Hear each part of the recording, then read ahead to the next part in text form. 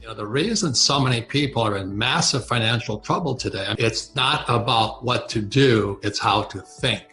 Yeah. So anyway, the reason people are in so much trouble is they do what people like my poor dad taught them. They went to school, they got a job, they work hard, they save money, they pay taxes, and they invest in a 401k. I'm going, holy moly. It is how you think. It has nothing to do about anything else. I want control of my life. Imagination is more important than knowledge. So you think about imagination, knowledge, life. And what happens is without that knowledge, you can't convert your imagination. See, knowledge processes imagination. So what I do and what you do is we have the knowledge to take what we think about. Think and Grow Rich was a fabulous book. And we convert it to cash. But the average person, since they don't have that knowledge, because they went to school, they got a job, they save money, they get out of debt, and they invest in the stock market, with their 401k, they lack knowledge. That's the problem. And so they want us to give them the answer. And it's infinite. There's so many different ways you can get rich. Why would you follow my way? But I never thought it would get this bad. I cannot believe how much money we printed. I knew they were printing money in 72. That's when I bought my first gold coin as a Kruger ran in Hong Kong, because it was illegal for Americans to own gold until 74. Okay. So I buy my Kruger ran, I'm now a criminal. I have to smuggle this little gold coin into America. And I'm going, que pasa? What's happening in America? Yeah. But I had no idea how much money they would print. The Fed and the Treasury and then Wall Street and the banks, it's a criminal cartel. It is. George Gammon and I were just in Jekyll Island where the Fed was created in 1913. It was kind of, oh my God, this is the place, We have to wake up because we're being ripped off. Pure and simple, we're being screwed by the Fed, by the banks, by Wall Street, and everybody else. So B stands for big business, 500 employees or more. But Mark, there's one more word attached to that. It's called a brand. You see, when people ask me, what's your net worth? I say, what is my brand worth? Right. It's worth billions because I am all over the world. That's not a mistake. And I stands for inside investor. Okay. You see, when you buy a stock bond or a mutual fund, you're outside. And so the thing is I always wanted to be the inside. So my poor dad and my poor mom, they're great people. They're always on the outside. They didn't know how they were being screwed. Right.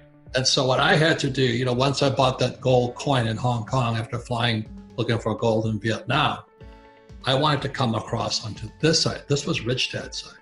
Right. So I knew I had to build a brand. Now, it took me years to do it. I failed so many times. But, I don't know, people don't even know this. New York Times took me off the bestseller list because I was on it for almost 7 years. Wow. They said, gotta be fair, let somebody else get on there. Well, it's still on the bestseller list internationally. Wow. But, those commie, pinko, liberal, left, far fascist, Marxist, they don't like it if you're talking about capitalism and getting rich. They hate Right. you. They'd rather have you AOC, Ocasio-Cortez, and Bernie Sanders and all that. And they're entitled to their point of view. I'm a capitalist. I'm not a socialist, and I was killing communists. So if I want to kill communists, I should just come home to the States. Right. I build assets. Right. So you look at Rich Dad, Poor Dad. I have no money into the book, and it sells 1 million copies a year at $5 a book. Now, the math is tough. That's $5 million a year just from one book. Mm-hmm. So the cash is flowing this way. The reason I went into real estate is because I'm an insider. I cannot do this in stocks.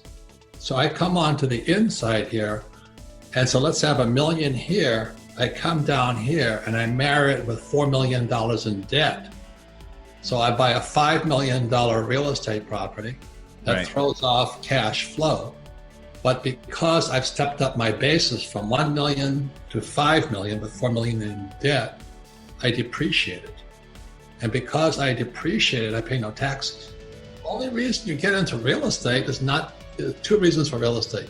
Debt, I use debt to buy. Then I pay no taxes, and then the cash flow is tax-free. Right. It's just common sense. Right. But that's what my rich dad taught me. And my poor dad and mom on this side is get a job and go to school and work hard and save money and pay taxes. That's not what I want to do. But it's a free country, you can do what you want to do. You see, most people think their CPAs are smart. This is how you look at the world. And I've gone through so many CPAs because, you know, they're the village idiots.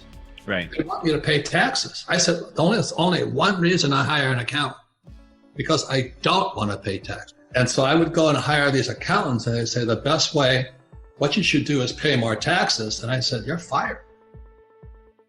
If you can understand that, if your listeners can understand that, you've got to choose your advisors very wisely. I started in silver in 1964. The reason 64 is a key date, that was the year they took the US silver coins and they did exactly as the Romans did in the Roman Empire. They debased it. They asked nickel and other cheap base metals. That's why it's called debasing. So all of a sudden, I'm a little kid, I'm 17 years old, I'm looking at my coins, and they got copper tinges wrong. Mm-hmm. And that went into Gresham's law, and Gresham's law says, when fake money enters the system, good money goes into hiding. So I didn't know this. You know, I'm this little kid in a little town called Hilo, Hawaii. I take my dollar, I go down to the bank, and I buy a roll of dimes and stuff like this. And I'd sit there and look for the real silver coins. And I would take them aside and I'd give the coins back. I'd give the fake coins back to my banker, who was my neighbor. He had no idea what I was doing. He says, why are you collecting these guys? I said, I'm a coin collector. But what I was doing was saving a bag full of base metals. Right. Dimes, quarters, half dollars that were real silver. And today you can buy bags of that stuff because it's more valuable than the fake silver coins that came out in '64. And then that's when in Vietnam, I was flying out there and I went, I better go look for gold. And I had no idea what gold looked like because up until '74, it was illegal for Americans to own gold. So today I save silver, gold, and Bitcoin because they're outside the Fed, Wall Street, and the banking system. I am an outsider. I am a rebel outsider. I refuse to get sucked into that swamp, you know. So nothing to do with the monetary or the stock market. There's nothing wrong with the stock market. I don't like to play it because I'm not good at it. I've taken 2 companies public, and you know, like they say, once you see sausage being made, you'll never eat the stuff. Right. You ever saw what went into taking a company public through an IPO? I won't touch stocks. It's completely manipulated. Okay. I'm a control freak. Right. That's why I stay small. I want to hold on to my gold, silver, Bitcoin. I don't want gold and silver ETFs. Nothing wrong with them, but they're playing games. I have a lot of gold mining stocks. I have silver stocks. Those things, some of them I buy through ETFs simply because I'm not good at it. Mm-hmm. I took 2 companies public, one from Argentina, one from China. And the gold mine in China is still in China. They took it from me. Yeah. So when they say Chinese steal intellectual property, Chinese will steal anything, those little bastards. I want to control my assets. I don't want this to be full of stocks, bonds, mutual funds, and ETFs. I want assets that I created and I control. I'm a control freak that way.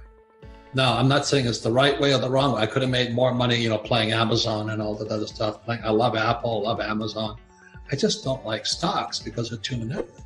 Mm-hmm. I want to manipulate it. Okay. I don't want them manipulated. I want to manipulate it. Right. Know? So, and I'm doing really good simply because what's my brand? But the brand is beyond anything. It's like, let me ask you this. How much is the brand Apple worth? How much is Coca-Cola worth? Right. And that's what the average person who went to school and got a job doesn't understand, is the power of the brand. Mm-hmm. And, you know, brands are billions of dollars. And because I have a brand, you know, when I announce a book, I sell 50 licenses. Mm.